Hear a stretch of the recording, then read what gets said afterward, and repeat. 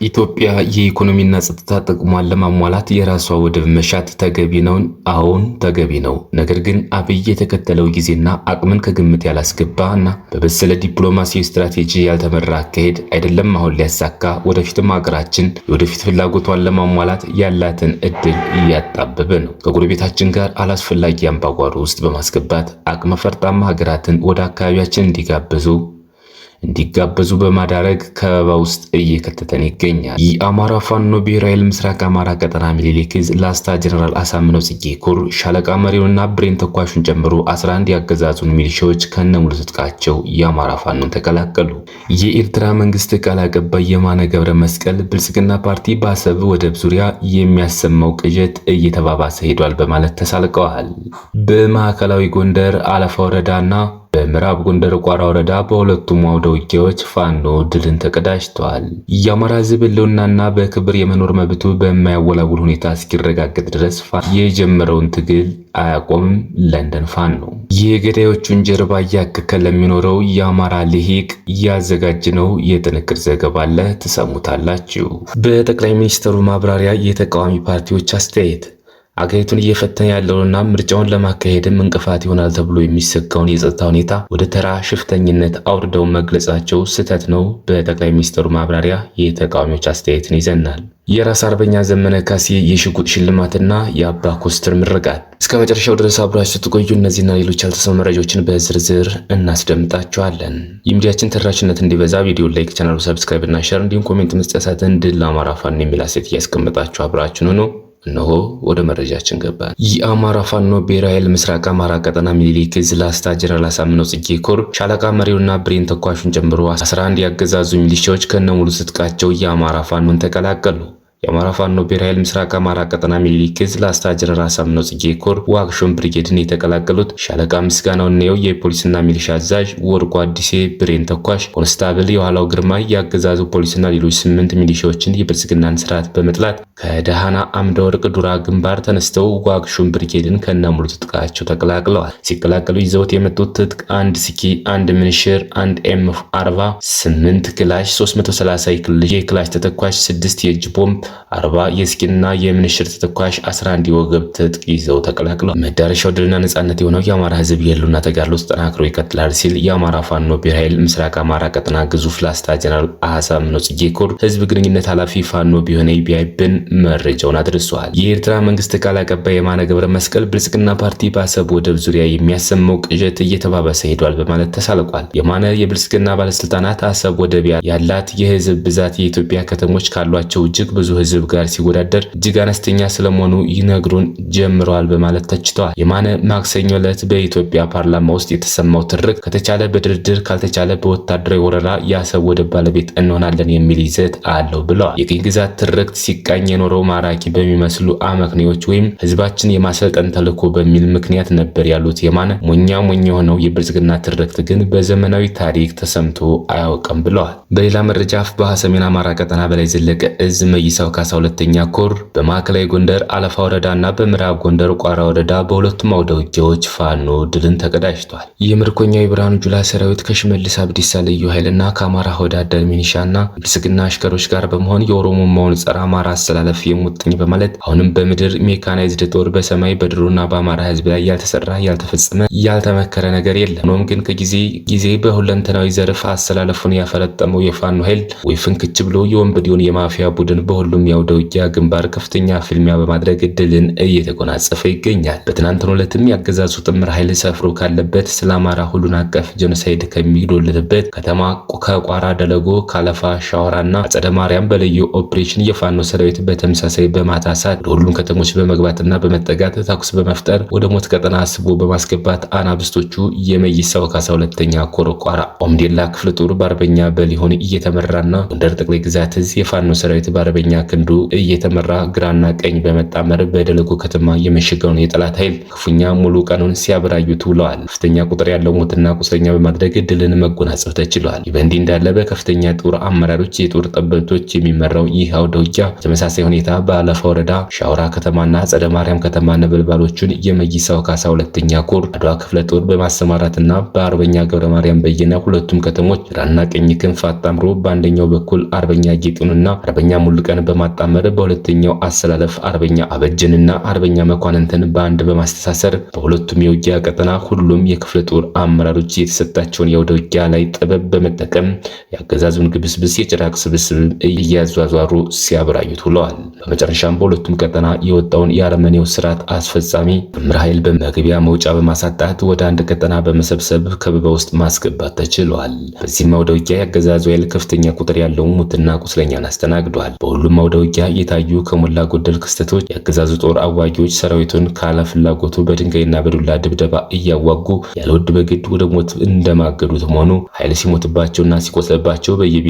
የአርሶ አደሩን አልባሳት እየገፈፉና እየቀሙ እንደሚጠቀሙ ማረጋገጥ ችለናል። በደለጎ ቋራ ኦምዴላ ክፍለ ጦርና በጎንደር ጠቅላይ ግዛት የፋኖ ሰራዊት ጥምር የተገኘ ድል ሙት ከ60 በላይ ቁስለኛ ከ48 በላይ አሁንም ያገዛዙ ጥምር ኃይል በዚሁ ቦታ ከበባ ውስጥ ይገኛል። አጸደ ማርያም ቀጠና በአድዋ ክፍለ ጦር የተመዘገበ ድል 3 ጊዜ በአምቡላንስ ሙትና ቁስለኛ መላልሷል። እንዲሁም የውጊያውን ቀጠና ሙሉ በሙሉ ማስለቀቅ ተችሏል።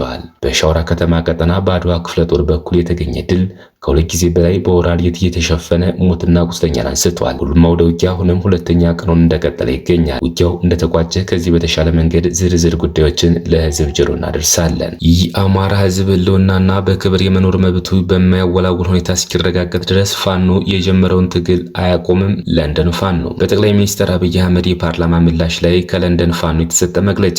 በለንደን ፋኖ ጠቅላይ ሚኒስትር አብይ አህመድ በዛሬው ዕለት በኢትዮጵያ ህዝብ ተወካዮች ምክር ቤት ቀርበው በለንደን ስለተካሄደ የኢትዮጵያ ምክክር ኮሚሽን ተቃውሞ የሰጡትን ምላሽ በጽኑ እንደሚቃወም ይገልጻል። የጠቅላይ ሚኒስትር ንግግር የተቃውሞ ዓላማዎችን በቅጡ ያልተረዳ በአማራ ህዝብ ላይ እየተካሄደ ያለውን የዘር ማጥፋት ግፍ ለመደበቅ ያለመና እውነቱን የካደ አሳፋሪ ተግባር ነው። በአማራው ህዝብ ላይ በጦርነት በጭፍጨፋ የተነሳ የመኖርና ያለመኖር የህልውና ስጋት እያለ የህዝብ ወኪል አስሮ መደራደር እንደማይቻልና የምክክር ኮሚሽን የሚባለው ስብስብ የገዢው ቡድን ስልጣን ማራዘሚያ እንጂ የችግሩን ስር መፍታት ዓላማው እንዳልሆነ ለንደን ፋኖ በእርግጠኝነት ይረዳል። በተጨማሪም ጠቅላይ ሚኒስትር የራሱን ዜጎች አላውቃችሁም የሌላ ሀገር ዜጎች ናቸው በማለት እጅግ አሳፋሪ ክደት የፈጸመ መሆኑን በአንክሮት እናሳውቃለን። በመሆኑም የጠቅላይ ሚኒስትር ነው ባዩ አነጋገር የችግሩን ምንጭ ከመፍታት ይልቅ ህዝብን የማዘናጊያ መንገድ ብቻ እንደሆነ እናምናለን። የአማራ ህዝብ ህልውናና በክብር የመኖር መብቱ በማያወላውል ሁኔታ እስኪረጋገጥ ድረስ ለንደን ፋኖ የጀመረውን ትግል አያቆምም።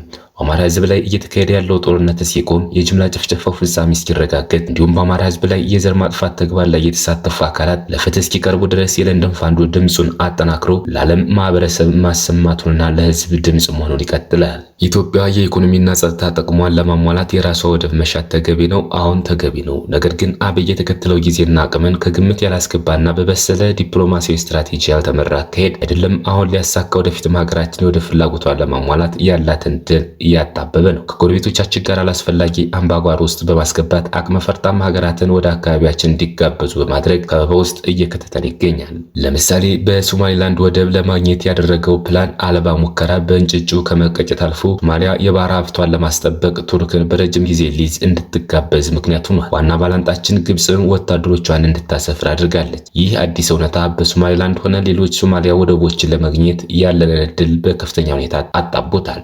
በሶማሊላንድ ውዝግብ ወቅት የአሸማጋይነት ሙከራ ስታደርግ የነበረችው ጅቡቲ ኢትዮጵያ የታጁራን ወደብ በረጅም ጊዜ ሊዝ እንድትጠቀም ሀሳብ አቀረበች። አብይ እምቢ አለ። ጅቡቲም ሳውዲ አረቢያን ጋብዛ ታጁራን በረጅም ጊዜ ሊዝ ሰጥታለች። ወደቡን ሳውዲ ገንብታ ኢትዮጵያን በክፍያ እንድትጠቀም ነው ተብሏል።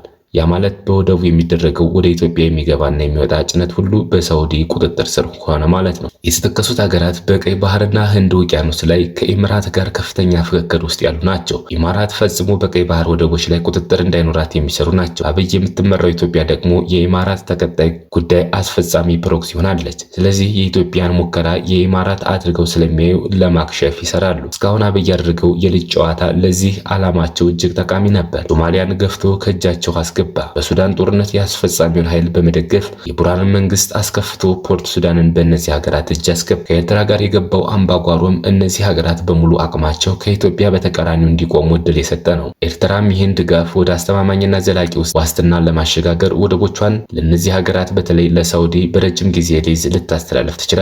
ይህ ከሆነ ፍጥጫው አብይ ትንሽዬ ብሎ ከሚንቃት ኤርትራ ጋር ሳይሆን ከቱጃርና ከሀያሏ ሳውዲ ጋር ይሆናል ማለት ነው። በተስፋፊነት ትርክት የታጀበው የአብይ ወደብ ፖለቲካ ሌላዋን ይቅርና ኬንያን እያስደነገጠ ያስከፋ ነበር። ለደቡብ የሀገራችን ኢኮኖሚ አማራጭ ወደብ እንዲሆን ሲዘጋጁ በነበሩት የላሙ ወደብ ጉዳይ በጥርጣሬ እንዲመለከቱ አድርጓቸዋል። የአብይ ውር ድንበር የወደብ ፖለቲካ ለ25 ዓመታት ዲፕሎማሲያዊ ግንኙነቷን አቋርጣ የነበረችው አሜሪካ እንኳን ከኤርትራ ጋር ዳግም ለመቀራረብ እንድትወስን ገፋፍቷታል። ጠቅለል ሲል በተደከመ ኢኮኖሚያዊና ወታደራዊ አቅም እንዲሁም በተሸዋረረ ዲፕሎማሲያዊ አካሄድ የተተገበረው የወደብ ፖለቲካ የወደብ ባለቤትነት እድላችን እያጨናገፈ ብቻ ሳይሆን አላባራ ባለው የእርስ በርስ ጦርነታችን ላይ ቤንዚል የሚያርከፈክፉ ኃያላትን የጋበዘ እንዲሁም የዲፕሎማሲያዊ መገልገልን ያባባሰ አክሳሪ አካሄድ ነው። በአብይ ጠብ አጫሪነት በፊት ባለወደብ ጎረቤቶቻችን እያወዳደርን የተሻለ ዋጋና አገልግሎት የሚሰጡትን እያማረጥን መጠቀም እንችል ነበር። ዛሬ ግን አብይ ጉዳዩን